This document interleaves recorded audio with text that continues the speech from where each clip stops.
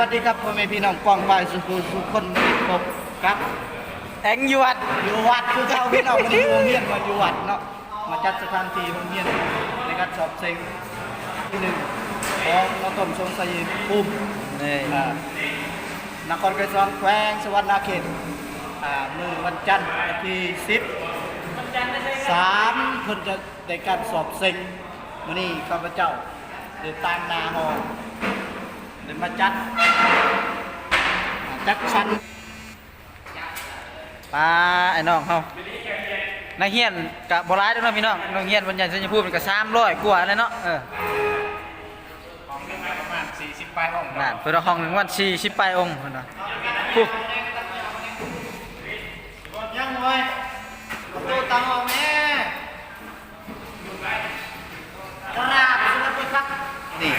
มาจัดสถานที่โรงเรียนเนาะเพื่อในการสอบเซ็งกันยังสุดยอดพี่น้องจะได้กติดตามรับชมในการสอบเซ็งภาคเรียนที่1จัดพี่น้องตอนนี้กำลังจัดโต๊ะของไอ้เราเขาคนมีแต่ผูกดูได้ขนาดเลยหัวหน้าบ่มาวันนี้ลูกน้องลุยพี่น้องหัวหน้าบ่มาพี่น้องลุยเห็นจังได้กับตามแต่พี่น้องก็เพื่อว่าในกันสอบเซ็งของภาคเรียนที่1คือว่ามีแต่สุดยอดเลยนะ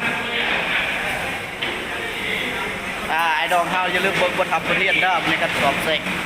เพื่อให้กฎระเบียบคือให้เอาเจียยาวน้อยเข้ามาเนาะเจียใหญ่เข้ามาได้บ่เป็น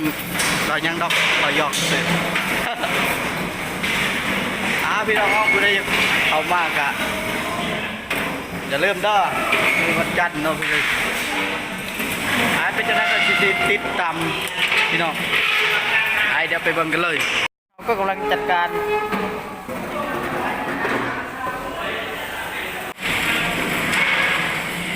เป็นจะได้ก็ติดตาม